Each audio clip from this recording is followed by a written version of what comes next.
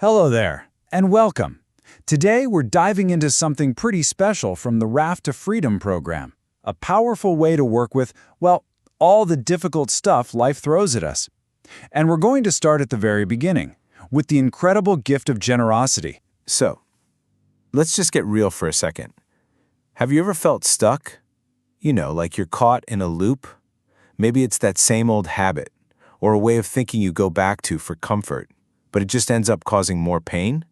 We've all been there. It's a deeply human thing to feel stuck like that. The Raft program has this really beautiful way of talking about these patterns. It calls them the subtle chains we all carry. I love that because there's no judgment in it. It's just a compassionate way of saying, yeah, we all have these things, these habits and compulsions that kind of hold us back from feeling truly free. Okay, so if we all have these chains, how in the world do we break free? Well, the central idea we're going to unpack is that we need to build something, a vessel, a raft to be exact. It's something to help us navigate away from that shore of suffering and over to a shore of freedom and well-being. And that's where the name Raft comes from. It's not just a name. It's the actual roadmap for the journey. It's an acronym.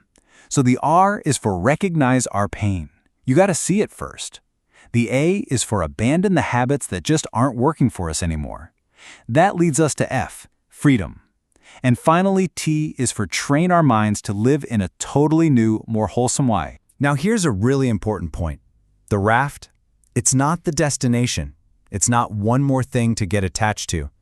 There's this incredible teaching from Gautama, the Buddha, who said the raft is for crossing over, not for grasping. It's a tool, plain and simple. You build it, you use it to get to the other side, and then you can let it go.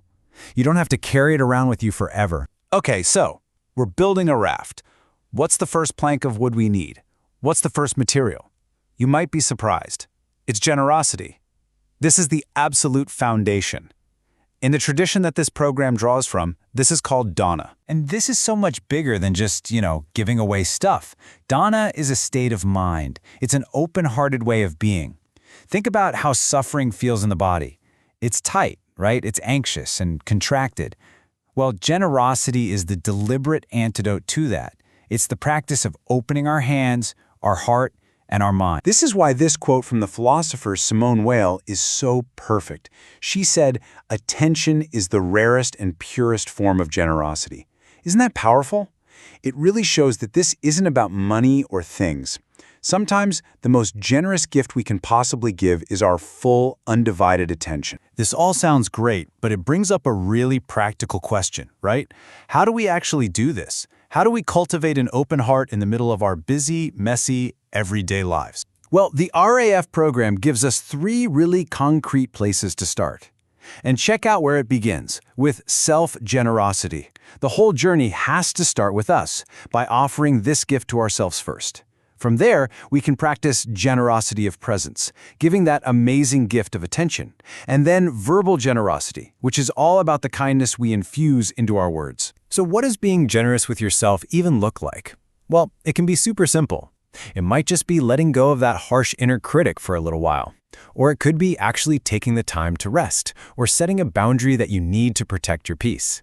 It's about practicing patience with your own journey. The program uses the perfect analogy. It's like putting on your own life jacket first. So this brings the question right back to you. Right now, thinking about this raft we're all building, what's one small plank, one tiny act of generosity that you could lay down today? It could be for yourself or for someone else. It doesn't have to be some grand gesture. Every single piece adds strength to the raft. You see, as we start laying down these planks, one by one, we begin to realize that generosity isn't just a nice, fluffy idea. It's an active practice. It's the engine that actually propels our journey toward well-being and genuine freedom. And what's so cool is that modern science completely backs this up. Neuroscience shows us that giving literally reshapes our brain for more sustained happiness.